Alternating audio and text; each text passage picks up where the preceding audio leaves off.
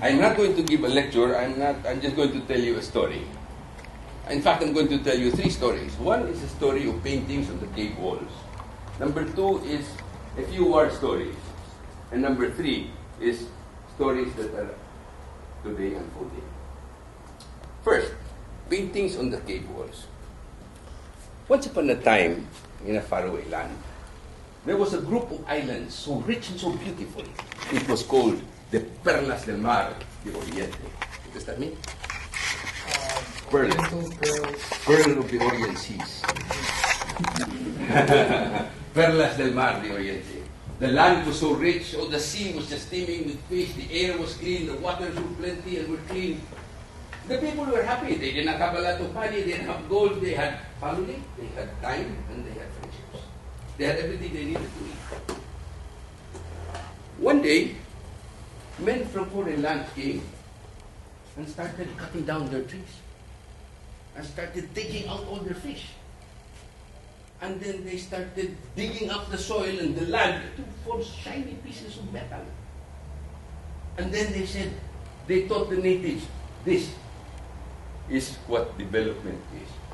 This is what happiness is. But there was one man who refused to take this. He went up to the mountain. He said, I cannot take this. He went up to the mountain. He went to the forest, the remaining forest, and hid in a cave. And there he stayed. Rejected all civilization. There he stayed until his dying days. Many years later, children came up to the mountain and entered the cave. And when they entered the cave, they saw paintings. On the left side of the cave, there were beautiful paintings, perhaps depicting how beautiful his home was. And then on the inner side of the cave, there were ugly paintings of how his world had become, all in the name of GDP. Great, what does that mean? Gross? Yeah, gross domestic product, also known as great disaster for the planet. And then on the right side of the cave, near where the light of the cave was, there were sketches, unfinished drawings, which nobody could say. My friends, what's the point of that story? Number 1 is that we have seen the past, we see the present, and we have an inkling of the future. I do not know how the future is going to look like, but if it is any indication of what is happening today, the future is not going to look good. There is also one thing I am very sure of, that you cannot paint the future with the same old paint brushes that you used to paint the past and the present. It's worn out. So what are those two? What are those paint brushes? You know, human beings, we speak in words. So words are our paint brushes. And the earth is our medium, and our skills and our talents is the medium, and the earth is the canvas of our heart. 2 words. Oh, be careful with your thoughts. Because Mr. Lao Tzu says, be careful with your thoughts because they will become your words.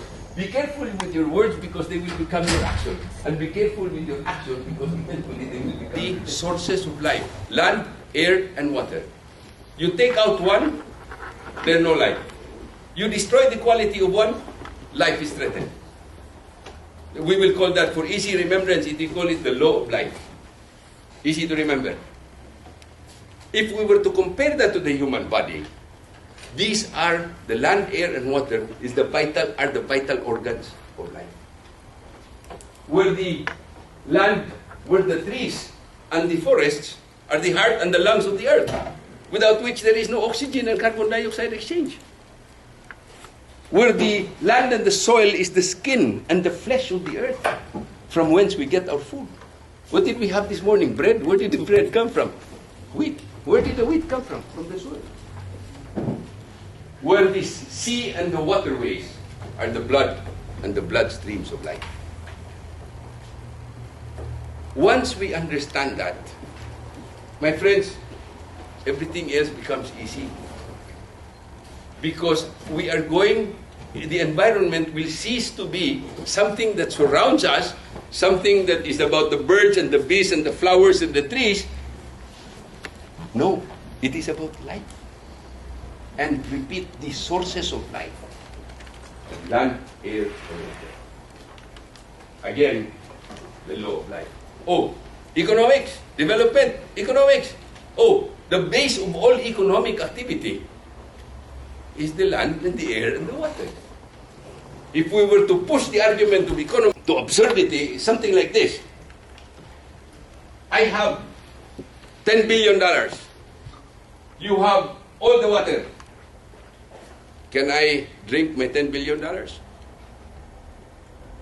No. Yet why are we so happy? Why are we so running after the 10 billion and destroying, using up and wasting, not only wasting, but dirtying the very thing that we need to drink? Okay. First, we talked about environment. Second, we'll talk about development. What is the meaning of the word development? Difficult to define.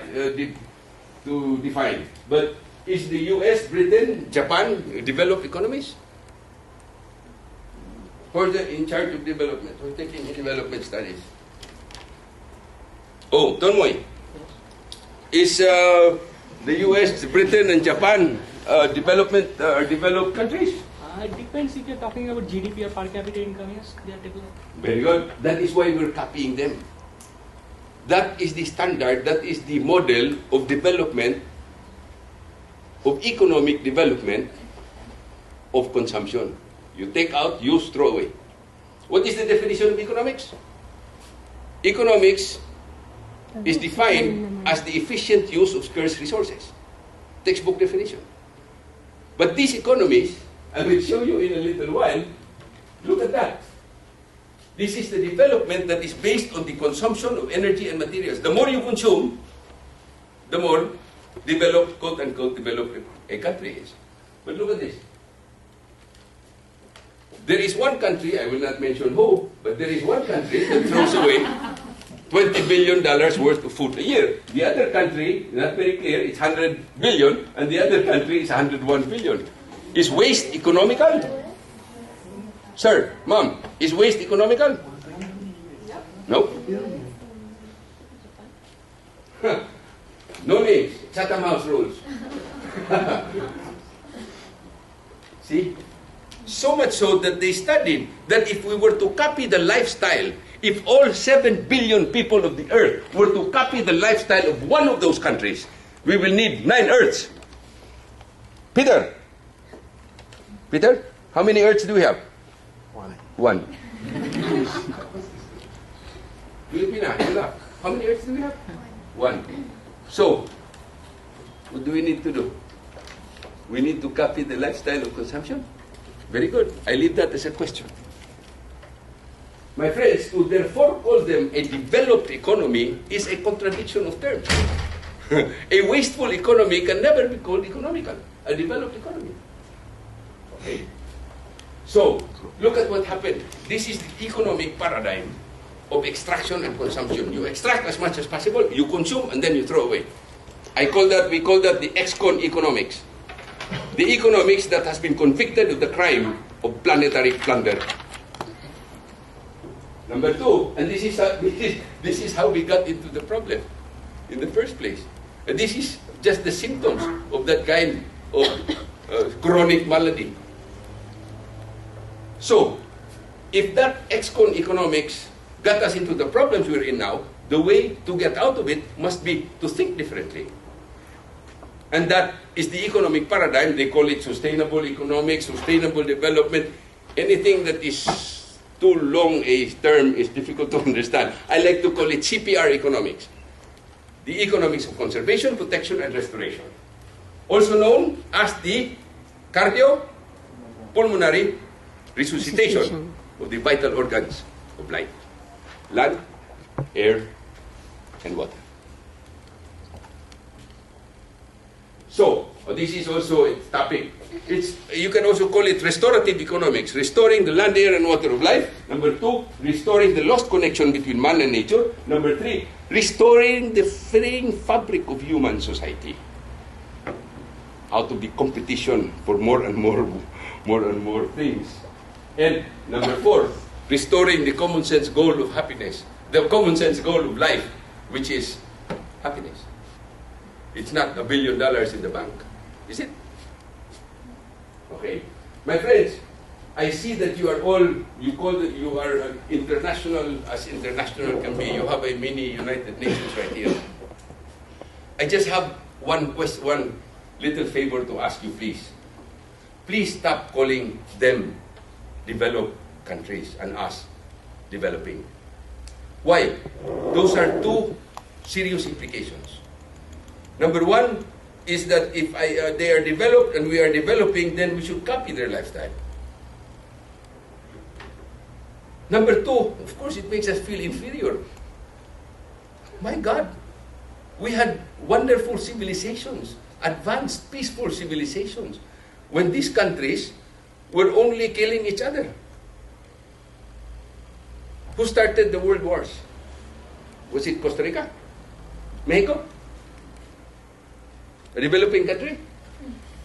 Who started the First and the Second World Wars? Who were there in the First and Second World Wars? And then they call us developing? So please, let's call them by a spade a spade. Let's start calling them over-consuming countries and us low-consuming countries.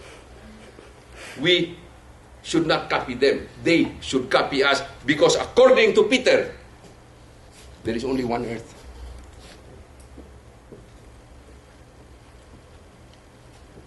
That is the topic of my book. I hide. That's why I left the Philippines to hide here, brought my manuscript, so I'm going to finish that next week. It's called Shooting Stars and Dancing Fish. Changing the paradigm of economics and showing examples, not an economic mumbo-jumbo, but showing examples how this is beginning to work. This is happening all throughout the world. Anyway, so we have first told you the story of the paintings on the cave walls. Remember, we are 3 stories. Paintings on the cave walls. Number 2, we will tell you a little of the war stories. And number 3, we will tell you unfolding stories. Now for war stories. Jet, where is the Philippines? You point. You can hardly see it. There, see? You can hardly see it. It is so small, my friends, but it is one of the 17 mega diversity countries in the world that hold almost all of the biological wealth on Earth. America is there, Africa is there, Malaysia, Indonesia are there, by the way. How do we compare? You know, Galapagos Islands, of course, this is a scientific group. But the Galapagos Islands is so rich in flora and fauna. Charles Darwin did his studies there and developed the theory of the evolution of the species.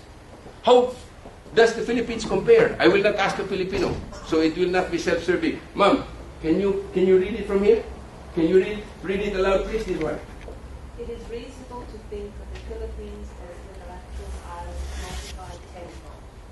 And you know what? It's not a Filipino bragging about that. That's a book out. That's a page out of the book of Lawrence Heaney, professor of the University of Chicago Museum of Natural History. Yeah. But look, using the paradigm of extraction and consumption, this is how the forests of the Philippines look like in 1900. This is a scientific. But the paradigm of extraction and consumption, look at what happened in less than 100 years. 100 años de estupidez. 100 years of stupidity. Look at that. And guess what? Our government and the other government said, oh, that is progress and development. Well, many years ago, in 1988, I discovered this, and I was just a very young lawyer. And I said, how can I... If I went to CNN, nobody's going to believe me. If I went to the media, how do I tell this story? Look, what happened was, I happen to be a lawyer like Jeff, but as he was also telling me, he's more evolving into a storyteller. I am only a storyteller. Words are my paintbrushes, law is our medium, and the courtroom is the canvas of our art.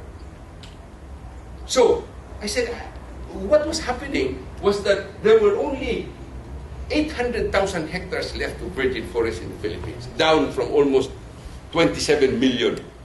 Yet logging was only being done in the virgin forest, and we were cutting them down, according to the government records, at the rate of 120,000 hectares per year. So you do not need a calculator to determine that the 800,000 hectares of remaining old growth forest in the Philippines will be wiped out in less than 7 years. So I needed to tell a story. We needed to tell a story. So the best way to tell a story, I guess, is to bring it to court. We will talk about that later.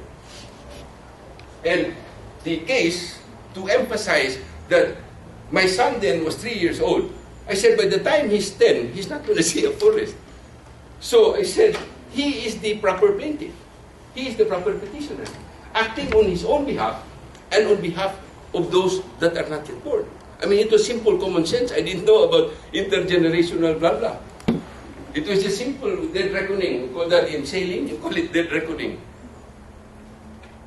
So, it was dismissed by the lower court. I lost in the lower court. The court said, no, you do not have personality to sue. So I went to the Supreme Court, and the Supreme Court said, well, you know, can you read that? What's your name? Their personality to sue? The question was, I'm sorry, the question was whether or not the children, acting on their own behalf and on behalf of generations yet unborn, have the legal personality to sue. So please go, sorry. The personality to sue in behalf of the succeeding generation can only be based on the concept of intergenerational responsibility. Yeah, it's difficult to pronounce. I can't pronounce it myself. But the question was, and then the court said, you know, it is even in the Constitution now, because, can you read it, sir? If they are now specially mentioned in the fundamental law of the land, it is because, unless it is written in the Constitution itself. I will ask a young lady to read that. Louder. The day would not be too far when all else would be lost, not only for this generation, but also for succeeding generations. Generations which stand to inherit nothing but a parched earth incapable of sustaining life. My friends, that was 25 years ago. You were probably not born, or you were just 1 year old then.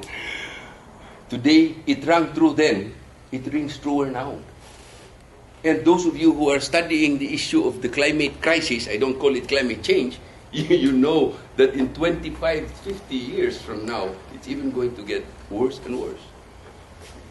You all know what's happening to the biggest, the fifth largest economy in the world. What is the fifth largest economy in the world? Country? No, not country. It's just one state, California. They have all the money, but they do not have water. They are undergoing very, very serious drought. Is that wealth? So, but the beauty is, while the case was pending, the Secretary of the Department of Environment used that against the logging companies. He called all the logging companies. He said, hey, I'm being sued. So from now on, do not cancel all the logging concessions in the remaining 800,000. It became a protected area, and the logging was only being done outside. But the purpose of the case was to ban all logging. It was totally ridiculous, but to ban all logging, it happened only 2 years ago. It took 22 years to happen. It was 23 years to happen. It was only 2 years ago, practically, that our president banned all logging in the Philippines. And it was not because of that case. It was just simply because the environment had become haywire, had gone there, the flooding, the flooding had just become intolerable.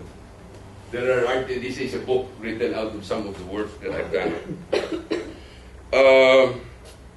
Then we talked about how rich our land is.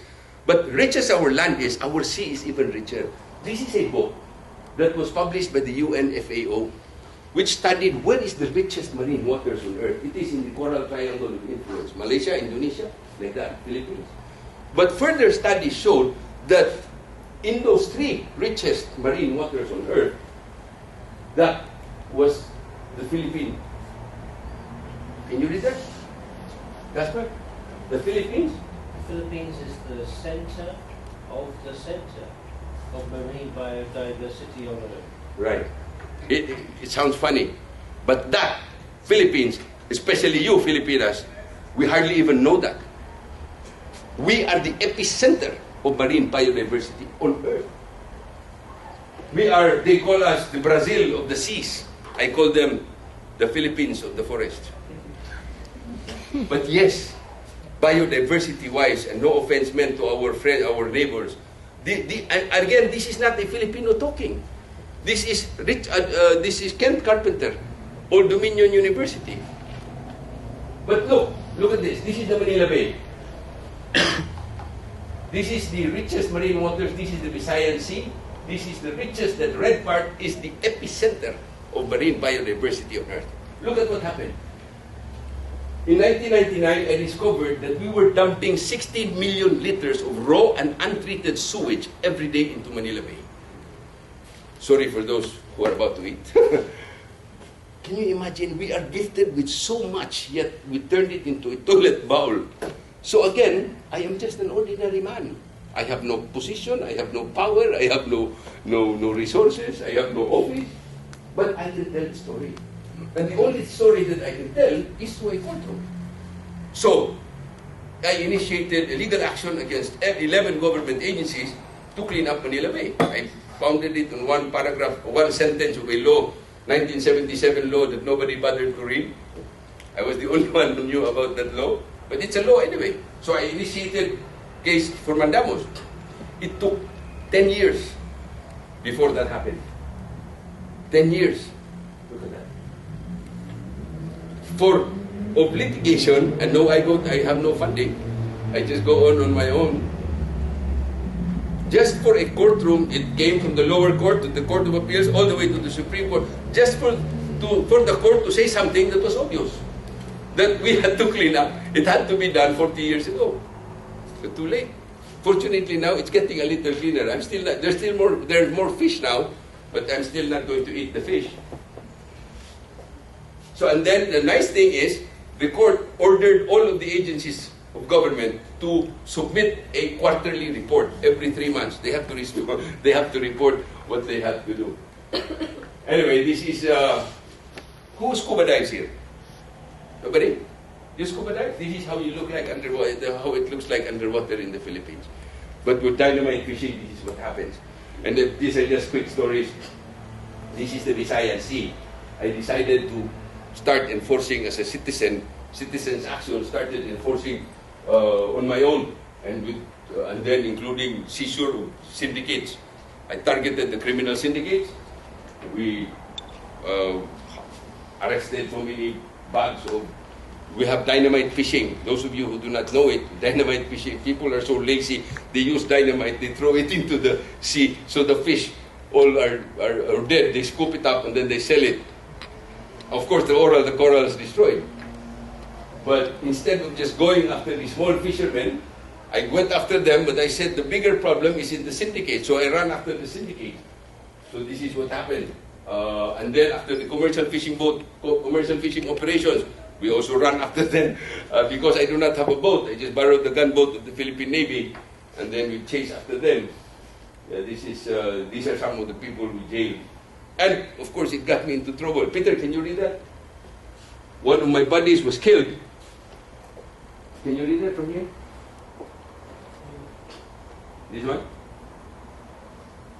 De La Victoria earlier told reporters that he received information that there was a 1 million reward for the person who could assassinate him and Oposa. It came out Monday. And then we laughed at it. I said, 1 million? Wow! You just tell them to kill us. I mean, to give the money to our families, and then we would just commit suicide. But we laughed at it. 48 hours later, a gunman comes into his house, shoots him with 45 caliber, 6 times, dead. So that's price to pay. But my friends, those I jail, I prosecute them myself. Even as a citizen, I have the authority to prosecute them. But instead of putting them in jail, I talk to the court. I tell the court, please allow them to go on probation, sentenced, but allow on probation, suspended sentence, but make them protect that which they destroyed. You know, we all commit mistakes, but life is about redemption. We have to be given the chance to correct ourselves. So, they're ordered by the court, and now they're all my friends. They're helping us put up marine protected areas. They're even the commercial fishing boats. Oh, this is my... And you know, you cannot do everything, arresting people. So I tried to reach out to children. This is my place in the island, in that small island I was telling you about. This is my place, this is the view. You have turned it into a living example of sustainability. And they teach kids experientially, bring them out to the sea. Believe it or not, there are 100 million Filipinos, but about 95 million do not know how to swim. Yet we are surrounded by the richest body of water. Why? Because we all go to the mall. I like Hague because we don't have malls like we do. And all the vacant spaces in the Philippines are now covered with malls. So I teach them how to plant. And even poo. We all know methane is flammable. So I have the toilet goes into a biogas digester. The biogas digester captures the methane and turns it into cooking gas. All the technology, my friends, are all there already. And I am not a scientist. That's an open source technology. And then our waste, we grind them. The plastics, we grind them. The compostables, we make into compost. We grind them. This is a grinder that I invented. But you like a bicycle also. You appreciate the Netherlands, the Dutch appreciate this because it's a bicycle driven. So we grind it and then we mix it with cement and then we put up marine fish condominiums. You see, because the corals are all gone of the dynamite fishing, you have to have interim shelters. They're not artificial corals, by the way. They are interim shelters for fish to breed and to nurse while the corals are growing. So this is how it looks like above. We mix the cement with the plastic, so the plastic ground disappear. They don't become plastic anymore. They're part of the cement. This is how it looks like underwater.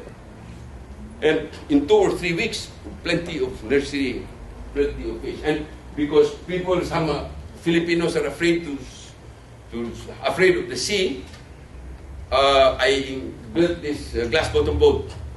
So like this. So we all sit down here, and there is a glass here, and then we see the underwater without getting wet. And then, those of you who know, in November 2013, Typhoon Haiyan came over. It dropped by. We are used to typhoons in the Philippines, 120, 150 kilometers per hour. We don't even consider that a typhoon. It's just a wind. But this one was different. It 320 up to gusts of 380 kilometers per hour, faster than your Formula 1 car. This is what happened. It disappeared. No, I said, people were asking, oh, what happened? Were you damaged? I said, no, we were not damaged. Oh, really? We have very sturdy construction. Yeah. We were not damaged. We were erased. And that, my friends, woke me up to the reality. It is no longer climate change. Let's call it climate crisis. That young lady there, she interned with me 5 years ago. She saw that, but she hasn't seen that yet. She saw how it was before, but it was not yet, not like that. So this is just. So we talked about the story of paintings on the cave walls. We now talked about the story of war stories, and then we will talk about the unfolding stories. Who sings here? Who sings? The Filipinos will sing, I know. They're just shy. But the Dutch do not sing too much. Can you play a little bit? So we have a break before, we have a 1 minute break before I move into, you can stretch your legs a bit. There. I would like you to listen to this very carefully because all of you are going to sing this before we end. You know this song? Louder, yeah. Oh, mga Pilipina, kanta kayo. Red roses too, I see them bloom for me and you. And I think to myself, oh, there's Sophia. Oh, what a wonderful world. Yeah, that's just a break. You're all shy. In a while, you won't be shy. I'm just getting you to listen to this, the lyrics. Louder, please. Don't be shy, don't be shy.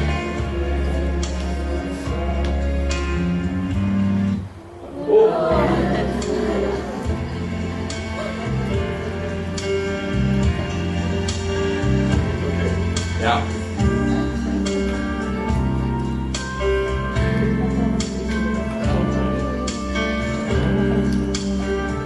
Just listen to the lyrics because we will sing. I will sing that to you.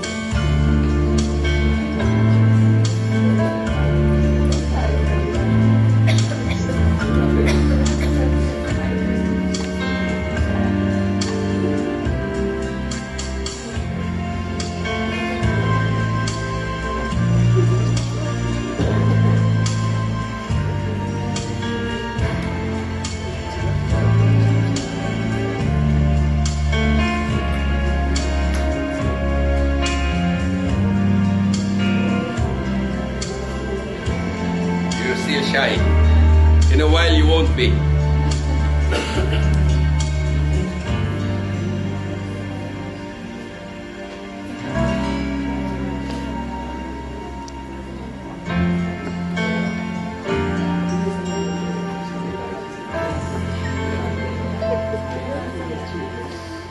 There. I just wanted you to get into the mood of the music and know the lyrics because we will have a little surprise. There. My friends, throughout these stories, there's only one thing I want to emphasize. The power of one. Never say that you are just a student, you are young. I was able to do the little that I have done without any position, without any power, without any authority, without resources, without money.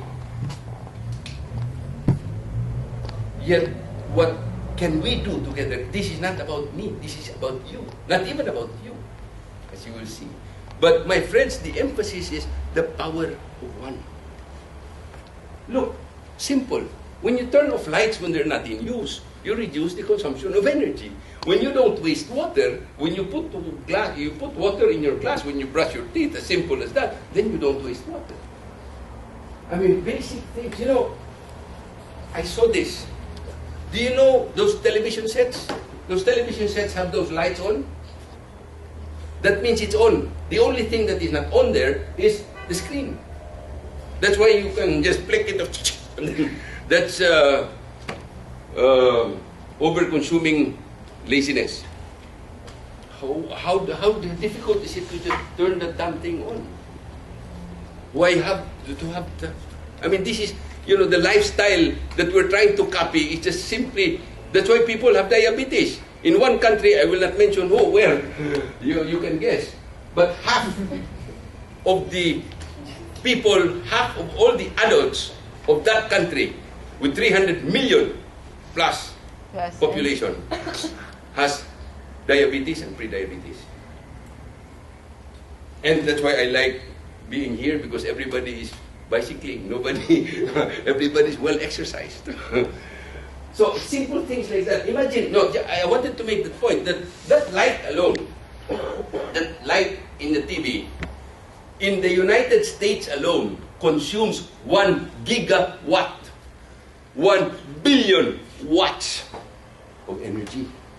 Equivalent to about, 3, 4 coal-fired power plants. And just to have a television set that no one is watching. That's off, practically off, but on, but off. I mean, these things, we all know this. I mean, basic common sense. When you come to our sea camp like she did, that's a rule. We only turn on our lights when we have dinner. After dinner, we turn off the lights and then we enjoy the starlights. We have a little lamps here and there. My friends, since there are what they call it strategic interventions, I like to call it catalytic interventions. Catalyst because it says an action that sparks an action, that sparks a series of other actions that lead to a general direction of change. I call it catalyst. It's a difficult word, but once you understand that it creates a spark of series. Okay. So these are the start. These are two unfolding stories. One, the unfolding story of art, the art of storytelling. One is the ICJ initiative. We call it the ICJ story. We will discuss that shortly. And number two is the road sharing movement. And this is the perfect place to talk about the road sharing movement. Okay. The ICJ. I have been in so many legal battles. I just told you of two. I have, for every victory, I lost 100. But all throughout, I learned one thing. The purpose of a legal action, you can summarize it into the word STAR. What does the word STAR, what are the letters to the word STAR? S T. T A. Okay, there you go. It tells a story. A legal action tells a story. Whether it be criminal, civil, or administrative, it tells a story. In this case, it's public interest legal action, it tells a story. Number two, we put the issue on the table of discussion to be discussed in a manner that is orderly, logical, and backed up by evidence. Peter, this is where you come in. You have the scientific data, but you need a venue where it will be put there and people will listen. People will be forced to listen. And number three, it will spark action. When you initiate a legal action against somebody, even if it is that somebody is going to be spurred into action. Look at Urgenda. Number four, sooner or later, win or lose, one way or the other. My Manila Bay took 10 years, my children's case took 22 years. One way or the other, there will be a resolution. So again, story, T table, A. action, R. resolution. We can talk, Peter can present the best scientific evidence that this is happening. In the media, they listen to you for 15 seconds, 20 seconds. You'll be lucky if you have 20 seconds, and then they forget about it. But if you present it in a court of law, then they will have to listen. And anybody who wants to dispute it, you submit contrary evidence. And there will be a resolution one way or the other. So my friends, there is a movement among young people, young and not so young, seeing the problem, the main purpose, the ultimate objective, not ultimate objective, but one of the main objectives is to initiate a legal action in the International Court of Justice on the question, quote, what are the duties of states to protect humankind of the present and future generations from the, read that last line, loud. Climate crisis. Let's stop talking about climate change. The weather was sunny this morning. This afternoon it's a little overcast. 2 days ago it was cold. Now it is a little warm. But when climate changes, weather changes faster than we can change our clothes. But when you call it a climate crisis, you impress the sense of urgency. Worse, not just sense of urgency. More important, what? Peter knows that, the sense of emergency. We are faced with an emergency. And those who will not believe that, please, come to my place. When there is a 300-kilometer typhoon, the person who will not believe that there is an emergency will tie him to a coconut tree and let him say whether or not that is an emergency. So, we will dissect the parts of the question. Number one, it is talks about the duty of states. Duty looks to the future. There was a past initiative, I will not mention a country, there was a past initiative, but it looked to the past, to responsibilities of states of the past. Number two, the duty of states as bonus pater familias. Those of you who speak a little Latin, bonus pater familia means good father of the family. What is that? That is the standard of care that the state must exercise for its people. Number three, this is not just about protecting. This is not just about protecting their own citizens. It is about protecting the entire human race. The duty, the collective duty of states as bonus pater familias of the family of humankind to protect humankind from the climate crisis. Number four, protecting what? Protecting the present and future generations. And that elevates the debate to a moral dimension. We're not talking about, I am a state, I did damage to you and you claim from me. No, we will never end there. We will quarrel all throughout. We'll never end there. But if you say, look, what is our duty to our children, to my grandchildren? Then we will be talking about, we'll be moving forward faster. And number five, my friends, please start using this word, climate crisis. And Peter can provide you. Peter, I know, has all the scientific evidence. I'm just waiting. The genie, you just waited the genie. You know the story of the genie in the bottle? The genie just waiting to get out. They are advising governments. And we all know what their advice is going to be. I mean, the scientific evidence is clear in the language of the law, clear, unmistakable, and palpable. Palpable meaning you can taste it. So, this is not as easy as it sounds. The first step, and really the most difficult step, the most challenging, not difficult, the most challenging is passing a resolution. In that frame, passing a resolution from the United Nations General Assembly to refer, to seek the advisory opinion of the International Court of Justice on that question. That's as easy that I will tell you the little strategy that we just thought of with our friends. And the next step, after that, it's submitted here, then the ICJ will call every country of the world, send all in Zimbabwe, Mexico, Costa Rica, everybody, and ask for a written statement. Invite them to give a comment. So what does that mean? Everyone, every country will have to answer. But it is not answer for past responsibilities and possible liabilities. It's to answer for what is your duty to your future, to your own children.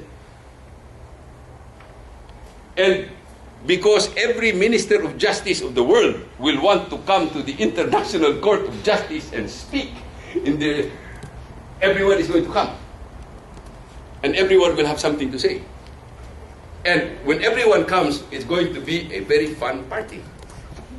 It's going to be a party in The Hague. I just saw yesterday, I was walking around the garden, I said, one day I'm going to have a party here. Actually, we are suing them in quote unquote, but it is a friendly suit because we're just asking them for their advice. With them actually wanting to be sued because they want to come and argue before and speak before the International Court of Justice. My friend understands this very well. He practices here a lot. His name is Philippe Sands. He understands that that objective is not the end goal. That is only the means by which we are trying to mobilize. We are trying to mobilize people into action. And there are three aspects of this: the diplomatic, obviously, agenda item, and then the legal is here, and the political. Political means not political mumbo jumbo, but political mobilization of the young. So to start the ball rolling, the World Conservation Congress of the IUCN will be held in Hawaii in September, together with these people. This was in Hawaii. They did the planning. Si David and Jan.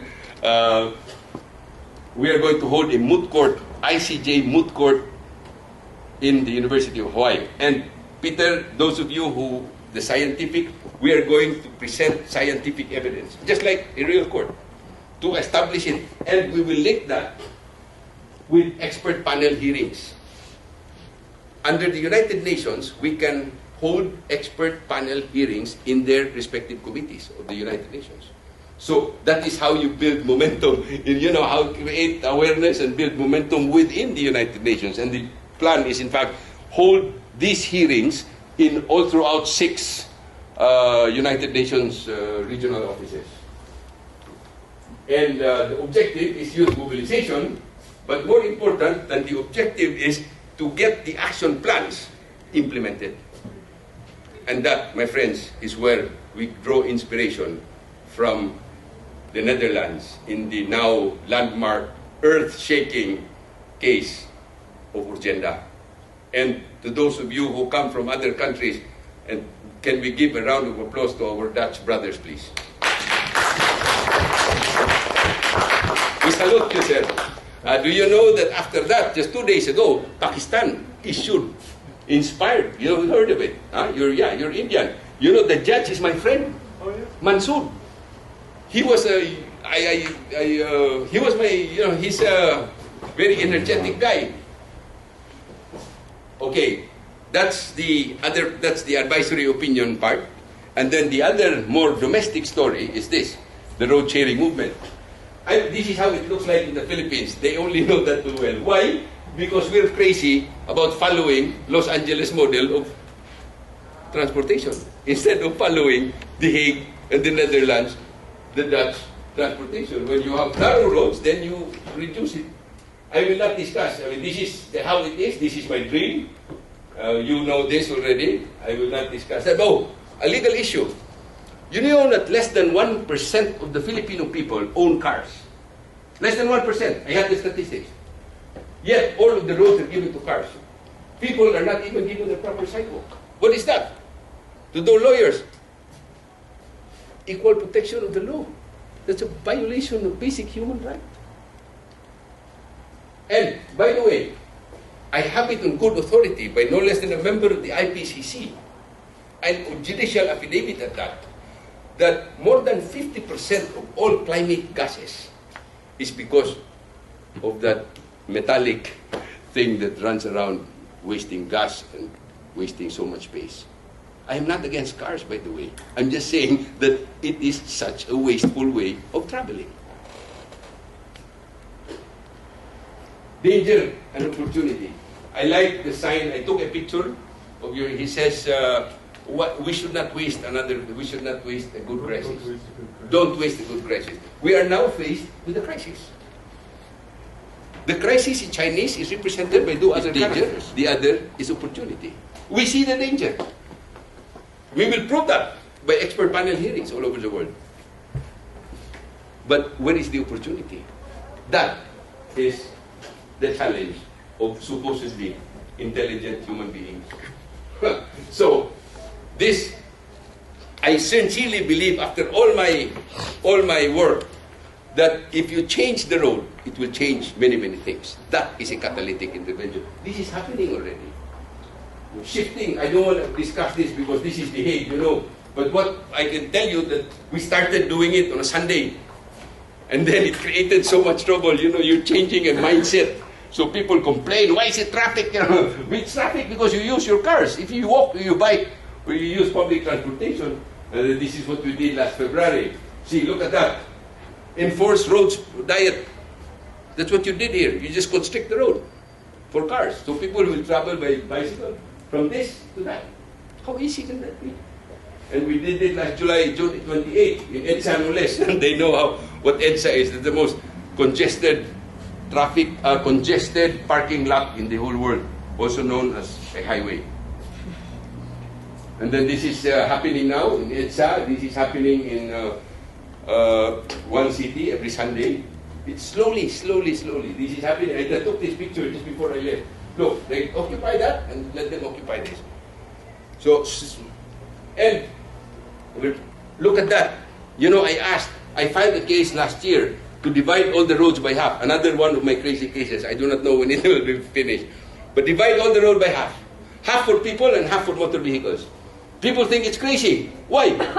Less than 1% own cars. Why is all the roads given to cars? They should be happy. We're only asking for one half. And finally, I get here last week, and I see a picture. Where is this?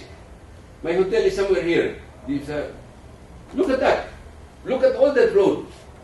And only 20% practically is given to cars. So now I can show the people, instead of showing that, I'm going to invite all the political leaders to come here so that they will see what kind of reality there is. It's not about Los Angeles and Hollywood. So, my friends, before I close, I would like to thank my my new friend, Jeff Handmaker, for stepping in, Karin, and to the ISS, and my friend, I special mention to Nikki Perk. She is the first non-Filipino, who joined an actual direct enforcement action against illegal fishing. And those of you who are interested, one is the ICJ initiative. I give you my email. Jeff has my email. I will be, but it's not going to be me who's going to make this happen, by the way. It's going to be you. You know why? 20 years from now, I'm not going to be here. 20 years from now, you and your children are going to be here. So you have the most at stake. We can only point to you the way, but you have to do it yourself. My friends, second is, this is a place, and those of you who are available, I extend to you this invitation. We have the SICA. We're holding fun activities in the summer. You can come out there. My friends, in summary, only 3 points.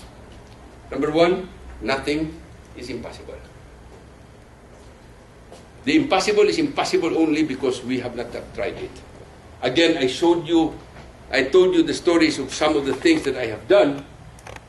I mean, seemingly impossible, seemingly outrageous and ridiculous. But yet, in a scale of 1 to 1 million, you are able to do one. Then it ceases to be 1 million. It's 999,000. I like this. Remember Wolfgang von Goethe? I like that line I share with you. Whatever it is you can do or dream you can, begin it. In boldness there is genius, power, and magic. Number two, there is no limit to what we can achieve when we do not care who gets the credit.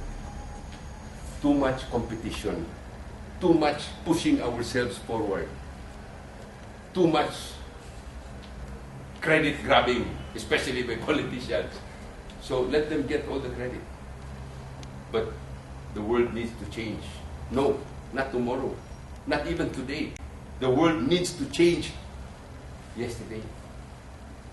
We're too late, and the science will tell us that. Science and the law provide the direction, but art and imagery give the inspiration. Number three, my friends, don't look at it as a battle. Don't look at it as a war. I don't like people saying, oh, this is a war on climate change. You think you can war against climate change? Kidding? No, don't even think of it as a battle. Think of it as a game. When you think of it as a battle, then you become overwhelmed. The entire attitude will define you. You become overwhelmed. And you become stressed. But when you think of it as play, then you're more creative, you're relaxed, and you're more imaginative. It's a play. You move one step forward, you sometimes move 2 steps backward, and then you move on. You fall, you stand up, scratch your head. You succeed, you stand up, you scratch your head, move on. I like this line, it says, perhaps it is the destiny of people who follow the path of their ideas to realize that the path is endless. And that in walking it, we do not find the end of the path, nor the fulfillment of our ideals. Rather, we only find the joy of walking. I walked in the forest park yesterday. I I probably will be, I will apply to be assistant of Jeff, which is the sweep cleaner of the janitor of the ISS, just so I can walk that forest. We don't have that forest in the Philippines. You have to go very, very far. My friend,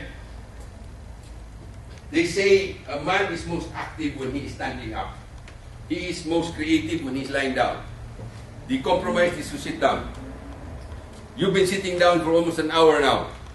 So, the fourth lesson, which was not there, is that the time for talk is over. It is time for action.